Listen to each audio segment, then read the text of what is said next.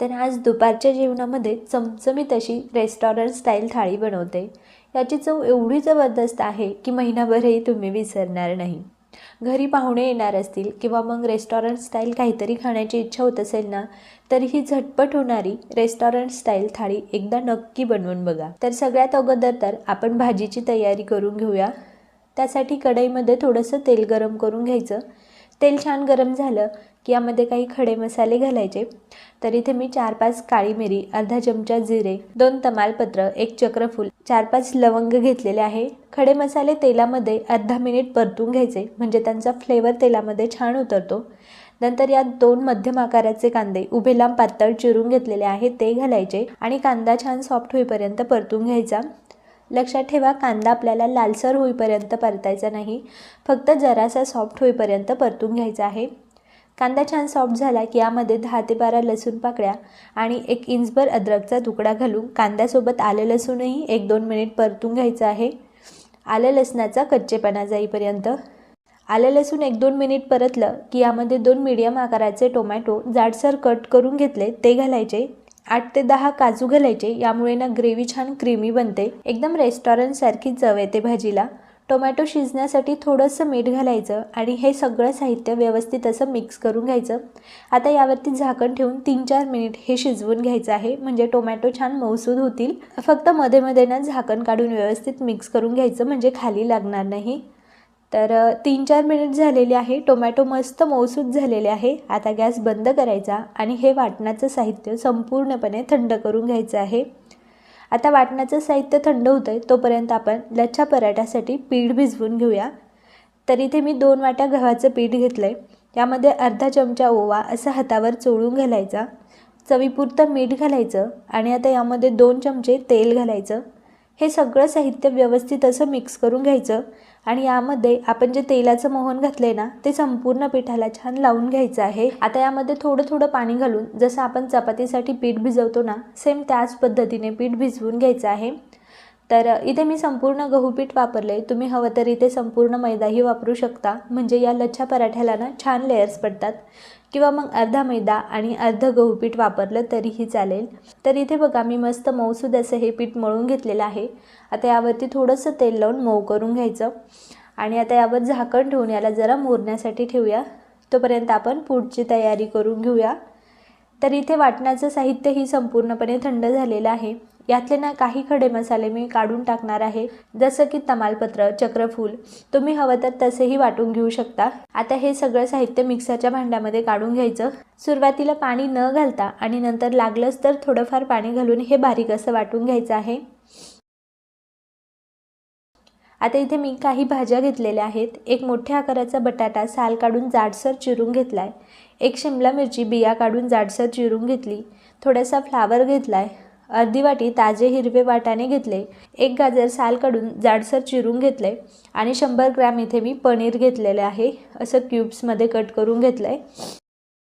आता याच कढईमध्ये थोडंसं तेल गरम करून घ्यायचं। तेल छान गरम झालं की यात सगळ्यात सुरुवातीला तर बटाटा घालायचा आणि 1-2 मिनिट बटाटा परतून घ्यायचा। आता यामध्ये बाकी भाज्या घालून मीडियम टू हाय फ्लेमवरती 2-3 मिनिट ह्या भाज्या आपल्याला परतून घ्यायच्या आहेत। भाज्या ना इथे आपल्याला अगदीच मऊ करायच्या नाहीत, मीडियम टू हाय फ्लेमवरती भाज्या परतायच्या, म्हणजे भाज्यांचा क्रंचीनेस टिकून राहतो, भाज्या मऊ होत नाही आणि खायलाही छान लागतात। 2-3 मिनिट मीडियम टू हाय फ्लेमवरती भाज्या परतल्या की ह्या सगळ्या भाज्या काढून घ्यायच्या आहेत।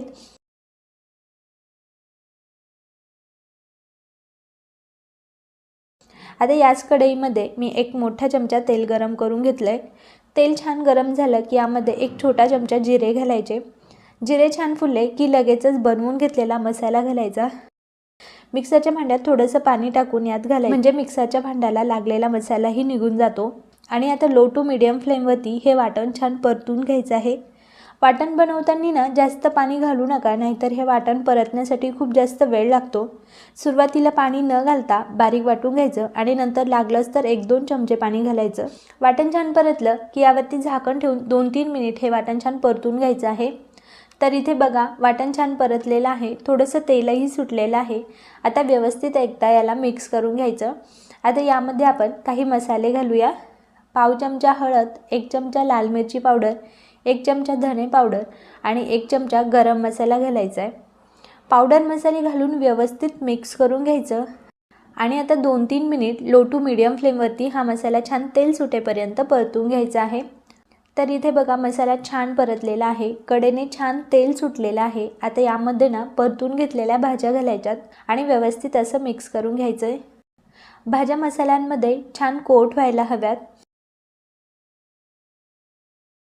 आता यावरती झाकण ठेवून 5 मिनिट वाफ काढून घ्यायची, म्हणजे भाज्यांच्या आतमध्येपर्यंत छान मसाल्यांचे फ्लेवर उतरतील। आणि आत्ताच बघा भाजीचा रंग किती मस्त दिसतोय। व्यवस्थित मिक्स करून घ्यायचं आणि आता यामध्ये आपल्याला पाणी घालायचं आहे। लक्षात ठेवा गरम पाणी घालायचं, थंड पाणी घालू नका। गरम पाण्यामुळे ना भाजीला तरीही खूप छान येते आणि भाजीची चवही टिकून राहते। भाजी तुम्हाला किती घट्ट पातळ हवी त्यानुसार तुम्ही यामध्ये पाणी घाला। मी एकदम मीडियम कन्सिस्टन्सीची भाजी बनवते, न जास्त घट्ट न जास्त पातळ। अगदी रेस्टॉरंटमध्ये भाजीचं टेक्स्चर असतं ना, सेम त्याच पद्धतीने। आता यामध्ये थोडंसं मीठ घालायचं, अगदी थोडंसं मीठ घालते। कांदा टोमॅटो परततानाही मीठ घातलं होतं, त्यामुळे थोडंसं मीठ घालायचं। आणि आता यावरती झाकण ठेवून 7-8 मिनिट लो फ्लेमवरती ही भाजी छान शिजवून घ्यायची आहे। फक्त मध्ये मध्ये ना एकदा तळापासून मिक्स करून घ्यायचं। तर 7-8 मिनिट झालेले आहे आणि हे बघा इथे आपली मस्त चमचमीत अशी मिक्स व्हेज बनून तयार आहे। तरी बघा भाजीला किती छान आली आहे, एकदम परफेक्ट रेस्टॉरंट स्टाईल टेक्स्चर आलंय। आता यावरती बारीक चिरलेली कोथिंबीर घालायची आणि 2 चमचे दुधावरची मलाई छान फेटून घेतली ती घालायची। हवं तर फ्रेश क्रीमही घालू शकता। तर इथे आपली perfect restaurant style mix veg तयार आहे। चला तर यासोबत खाण्यासाठी गरमागरम लच्छा पराठा बनवूया। तर इथे आपलं पीठही छान मऊसूद असं भिजलेलं आहे। आता याला थोडंसं मऊ करून घेऊया आणि आता छोटासा गोळा घेऊन सुक्या गव्हाच्या पिठामध्ये बुडवून याची एक पोळी लाटून घ्यायची आहे।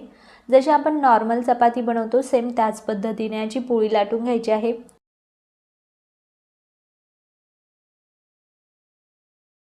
आता यावरती ना थोडंसं तूप टाकून सगळीकडे व्यवस्थित या पोळीला तूप लावून घ्यायचे। तुपाऐवजी तुम्ही इथे बटरही लावू शकता आणि व्हिडिओमध्ये दाखवते ना सेम त्याच पद्धतीने असं फोल्ड करायचं। नंतर याचा असा रोल बनवून घ्यायचा आणि शेवटचं राहिलेलं टोक जरा असं दाबून घ्यायचं, म्हणजे ते सुटणार नाही। आता याला सुक्या गव्हाच्या पिठामध्ये बुडवून हलक्या हाताने हा पराठा लाटून घ्यायचा। जास्त प्रेस करत लाटू नका, नाहीतर याच्या लेयर्स व्यवस्थित दिसणार नाही। तर इथे मी एक तवा गरम करून घेतला, यावरती थोडंसं तूप लावायचं आणि आता यावरती हा पराठा घालून अगदी लो फ्लेमवरती हा पराठा छान भाजून घ्यायचा आहे। गॅसची फ्लेम हाय ठेवू नका, नाहीतर पराठामधून कच्चाच राहील। आणि पराठा भाजताना असा जरा प्रेस करत करत भाजायचा, म्हणजे छान भाजला जातो। आता यावरती तूप किंवा बटर लावायचं आणि हाय फ्लेमवरती 30-30 सेकंद दोन्ही बाजूने अलटून पलटून पराठा छान भाजून घ्यायचा, म्हणजे छान क्रिस्पी होतो। आता याच पद्धतीने मी सगळे पराठे बनवून घेते। खरं सांगते एवढेच जबरदस्त लागतात ना खायला, अगदी खारीसारखी टेस्ट लागते। लाटताना खूप प्रेस करायचं नाही, अगदी हलक्या हाताने लाटायचे, म्हणजे छान लेयर्स पडतात। लेयर्स बघा लच्छा पराठ्याला किती मस्त असे लेयर्स पडलेले आहेत आणि कुठल्याही भाजीसोबत ना हे पराठे खूप अप्रतिम लागतात। तर इथे आपली रेस्टॉरंट स्टाईल मिक्स व्हेज आणि लच्छा पराठा बनून तयार आहे। सोबतच मी जिरा राईस आणि पापडही तळलेले होते। खायला ना ही थाळी अप्रतिम बनली होती। रेस्टॉरंट स्टाईल काहीतरी खाण्याची इच्छा असेल किंवा मग पाहुण्यांसाठीही तुम्ही ही थाळी बनवू शकता, खूप अप्रतिम बनते। तर आजची ही थाळी तुम्हाला कशी वाटली मला कमेंट सेक्शनमध्ये नक्की कळवा। रेसिपी आवडली असेल तर व्हिडिओला लाईक करा, तुमच्या फ्रेंड्ससोबत फॅमिलीसोबत शेअर करा आणि चॅनलला सबस्क्राईब करायला मात्र विसरू नका।